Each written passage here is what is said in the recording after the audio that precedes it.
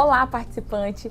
É com grande satisfação que damos início a uma série de vídeos institucionais especialmente dedicados a você. Nessa jornada, o nosso objetivo é manter vocês informados sobre assuntos de extrema importância para o seu futuro financeiro e bem-estar.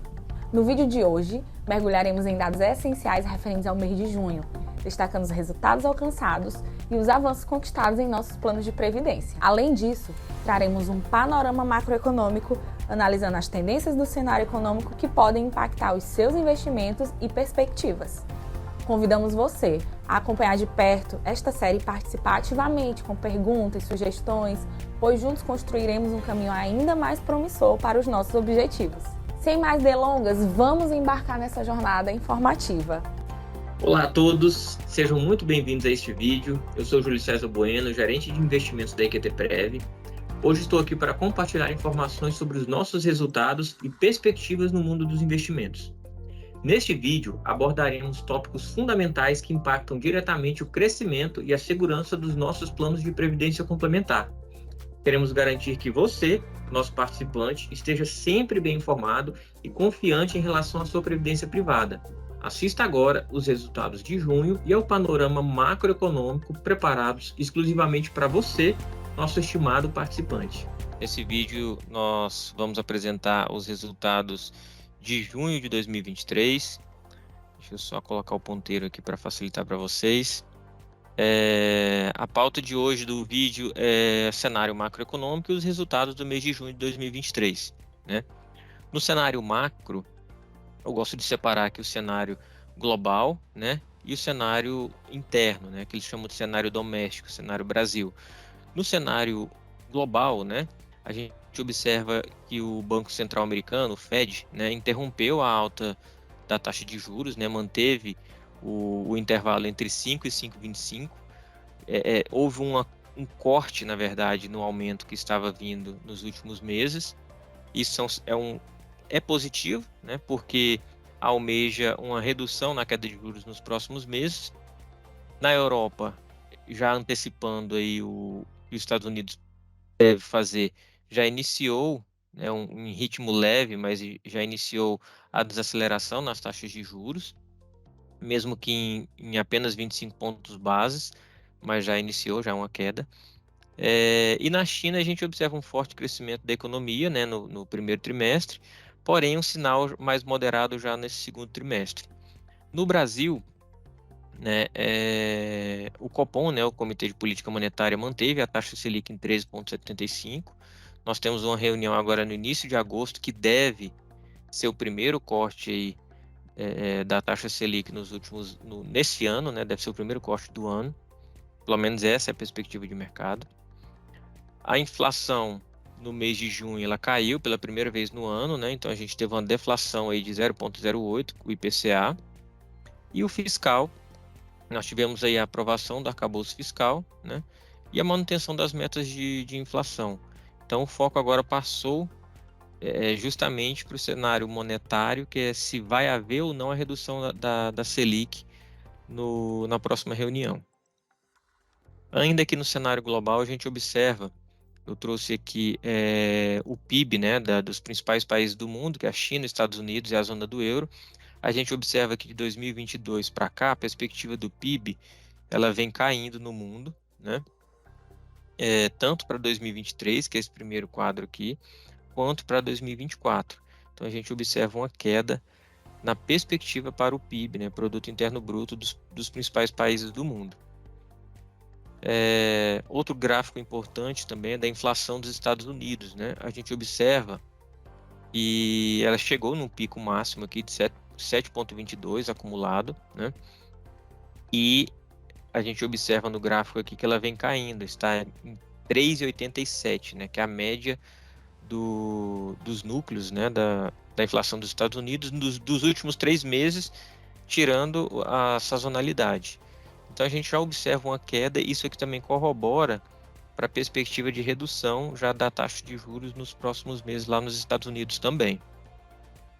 Quando a gente passa para o cenário doméstico, cenário local, como eu falei, a inflação ela veio negativa, veio 0,08 IPCA, né? Nos últimos 12 meses, ela está acumulada em 3,16 e no ano 2,87. Então, está dentro da meta, né, que a gente pode observar que a meta é 3,5. Então, está dentro da meta. Por isso, pode ocorrer, talvez já na próxima reunião, já uma redução da taxa Selic. O INPC, que é um outro índice de inflação, inclusive que é o índice que utilizamos nas nossas metas atuariais, ele está um pouco abaixo do IPCA, está em 3% nos últimos 12 meses acumulado. No mês foi negativo também, 0,10, e em 2023, no ano, né, 2,69. A título de conhecimento, a gente coloca aqui também o IGPM, ele também foi negativo no mês, 1,93, em 12 meses está menos 6,85, e o acumulado em 2023, menos 4,46.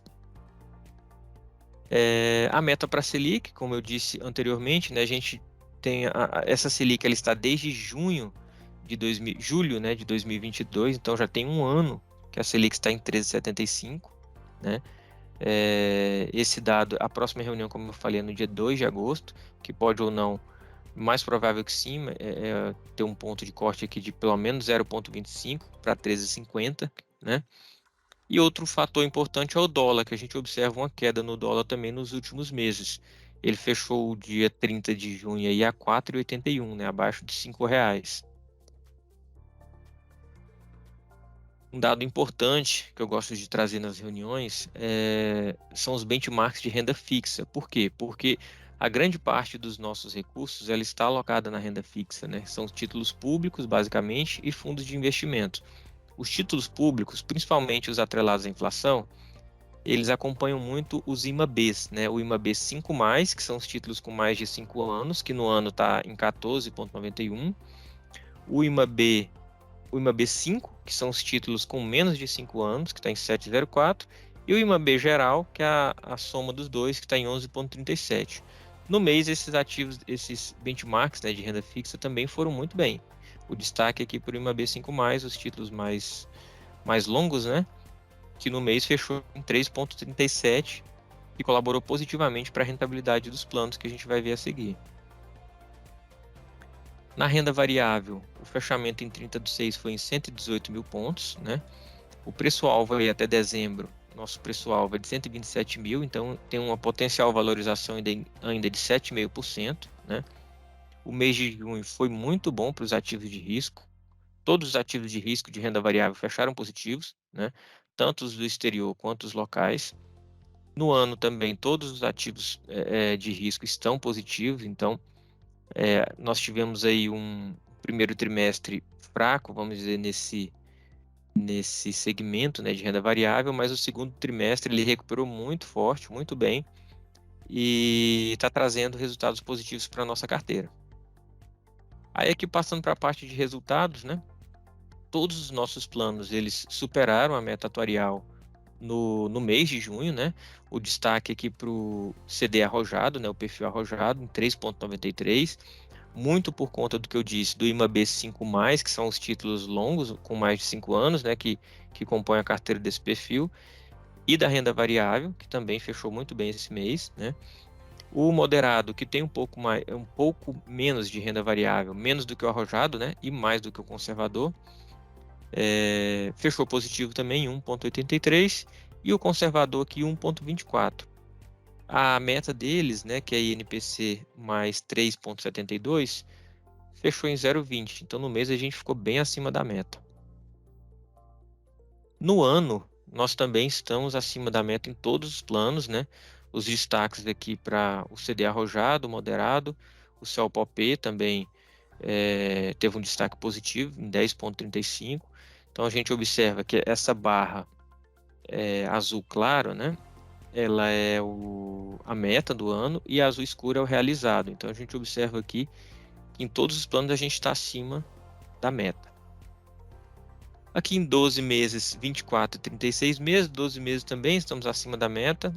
24 e 36 meses não estamos acima da meta, apenas no CV Piauí e o CD Alagoas, né? Por quê? Porque esses planos eles possuem muitos ativos que sofrem com a variação de mercado. E aí, como a gente sabe, nos 24, 36 meses, nós tivemos lá no passado o início da guerra da Ucrânia, teve o final ainda, ele pega um pouco do final da crise da Covid-19 e aí acaba que prejudica a rentabilidade, mas esse ano a gente está recuperando principalmente esses ativos de risco.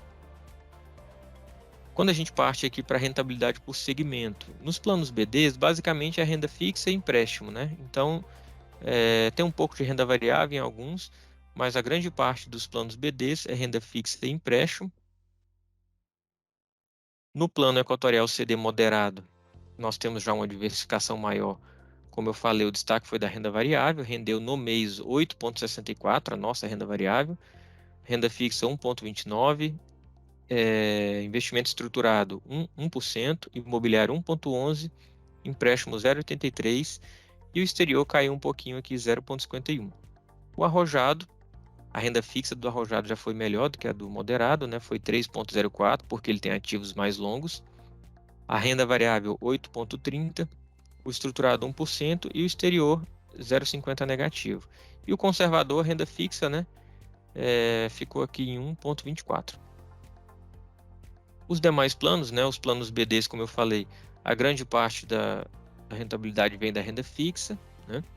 O Equatorial CD Alagoas, ele já tem um pouquinho mais aqui de renda variável, né? 8,64% de rentabilidade. Todos os ativos que possuem, todos os planos, na verdade, que possuem renda variável renderam 8,64% porque é o mesmo fundo, né? O nosso fundo exclusivo. Então, ele acabou ajudando todos os planos.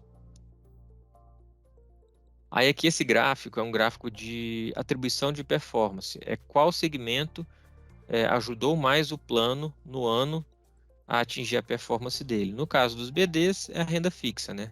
Porque a maioria dos ativos é de renda fixa. O Equatorial CD foi a renda fixa, mas ele já teve aqui um pouquinho, o CD Alagoas, perdão, já teve um pouquinho aqui de renda variável, investimento estruturado, operação com participantes. O BD Piauí também foi a renda fixa, mas também tem um pouco aqui dos outros segmentos. O Equatorial CV Piauí teve também a renda fixa como um fator importante. 1,52 foi do CV Piauí. Quando a gente parte aqui para o nosso Equatorial CD, a gente observa no moderado que o principal fator positivo foi a renda fixa também. Em segundo foi o imobiliário, né? A renda variável ficou em terceiro, estruturado, seguido de operação com participante e investimento no exterior. Então, o principal, o que contribuiu mais, né, vamos dizer assim, para a rentabilidade positiva foi a renda fixa. E no arrojado, da mesma forma, 6,14 da renda fixa, 2,91 da renda variável, o estruturado um pouquinho, 0,29 e o exterior, 0,26. E para a apresentação de hoje seria isso. Eu convido a vocês a entrarem no nosso site, navegar no nosso painel da transparência. Lá tem todas essas informações que eu mostrei para vocês. Vocês vão conseguir ver por plano, por segmento, as nossas despesas. Possuem várias informações bem bacanas para vocês, participantes, ficarem bem informados. No mais seria isso. Agradeço a atenção de todos e muito obrigado.